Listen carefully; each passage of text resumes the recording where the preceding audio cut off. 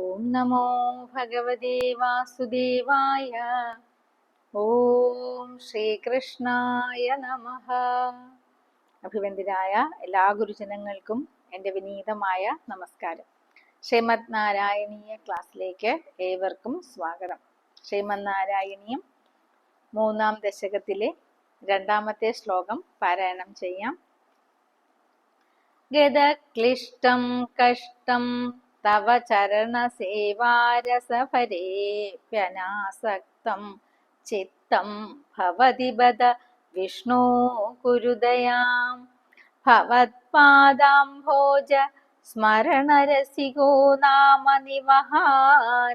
അഹം ഗായം ഗായം കുഹജന വിവത്സ്യാമി വിജനേ. സന്ധിവിച്ഛേദം നോക്കാം. ഗതക്ലിഷ്ടം കഷ്ടം തവ ചരണ സേവാരസവരേ അപി അനാസക്തം ചിത്തം ഭവതി ബദ വിഷ്ണോ കുരു ദയാം. ഭവത്പാദാംഭോജ സ്മരണരസികഃ നാമ നിവഹാൻ. അഹം ഗായം ഗായം കുഹജന വിവത്സ്യാമി വിജനേ. പദം പിരിച്ചു നോക്കാം. ഗത ക്ലിഷ്ടം ചരണ സേവാ രസ ഭരേ ഭവത്ത് പാദ അംഭോജ സ്മരണ രസികഃ നാമ നിവഹാൻ. ഉത്തമ ഭക്തന്റെ ലക്ഷണം 1-ാമത്തെ ശ്ലോകത്തില് വർണ്ണിച്ചു. ആ ഭക്തനെ പോലെ ഭജിക്കണം എന്ന് എനിക്കും ആഗ്രഹമുണ്ട്, പക്ഷെ ഞാൻ അതിന് അസമർത്ഥനാണ്.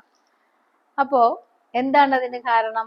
ഭഗവാൻ അറിയില്ലേ? അതിന്റെ രോഗം തന്നെയാണ്. ഹേ വിഷ്ണു, അല്ലയോ എല്ലായിടത്തും സർവവ്യാപിയായിരിക്കുന്ന ഭഗവാനെ, ചിത്തം എൻ്റെ മനസ്സ്, ഗതക്ലിഷ്ടം രോഗങ്ങളാൽ ക്ലേശിച്ചിട്ട്, കഷ്ടം ദീനമായിരിക്കുന്നു. തവ ചരണസേവാരസഭരേ അപി അങ്ങയുടെ പാദസേവ ചെയ്ത് അതിൻ്റെ പരമാനന്ദം അനുഭവിക്കുവാൻ പോലും അനാസക്തം ഭവതി ആസക്തിയില്ലാതിരിക്കുന്നു. ബദ കഷ്ടമേ കഷ്ടം. ഹേ വിഷ്ണു ദയാം കുരു, അങ്ങെന്നോട് കാരുണ്യം ചെയ്യണമേ.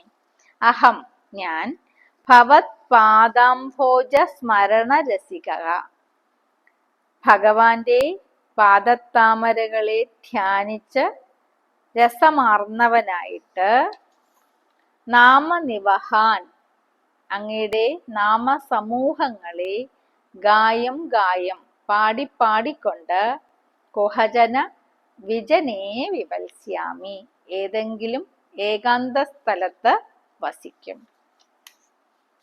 ഭഗവാനോട് സംവദിക്കുകയാണ്, തൻ്റെ രോഗക്ലേശത്തെ പറ്റി പറയുകയാണ്. ഗുരുവായ ആ അച്യുത പിഷാരോടിയുടെ രോഗത്തെ കർമ്മവിപാകദാനം എന്ന പ്രായശ്ചിത്തം വഴി ഏറ്റുവാങ്ങി. അങ്ങനെയുള്ള ഉത്തമ ഭക്തനാണ്, ഉത്തമ ശിഷ്യനാണ് ഭട്ടതിരിപ്പാട്. ആ ഭട്ടതിരിപ്പാട് ഇവിടെ തൻ്റെ രോഗത്തെ മുൻനിർത്തി ഭഗവാനോട് സംവദിക്കുന്നു. കലിയില് ശ്രീമദ് നാരായണീയത്തെ ഉപാസിക്കുന്ന ഏവർക്കും വേണ്ടിയിട്ട്. ഭഗവാനെ രോഗങ്ങളാൽ ക്ലേശിച്ചിട്ട് മനസ്സ് ഭഗവാന്റെ പാദങ്ങളിൽ ഉറച്ചു നിൽക്കുന്നില്ല.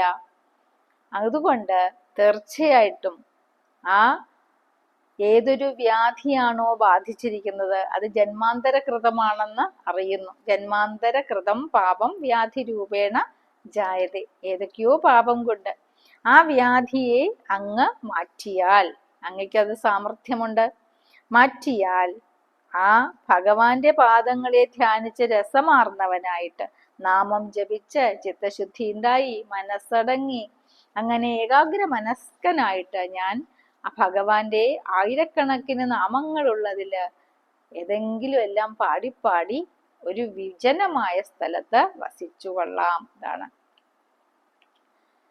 ഭഗവാന്റെ നാമമാഹാത്മ്യം എപ്പോഴും ഭക്തന്മാര് സ്മരിക്കേണ്ടതാണ്.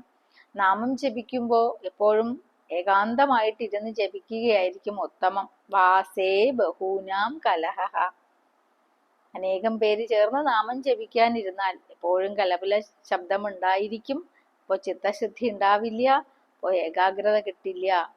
അതുകൊണ്ടാണ് ഇവിടെ കുഹജന വിവത്സ്യാമി, എവിടെ വിജനേ വിവത്സ്യാമി, വിവിക്ത ദേശ സേവിത്വം ഹരതിർ ജനസംസതി.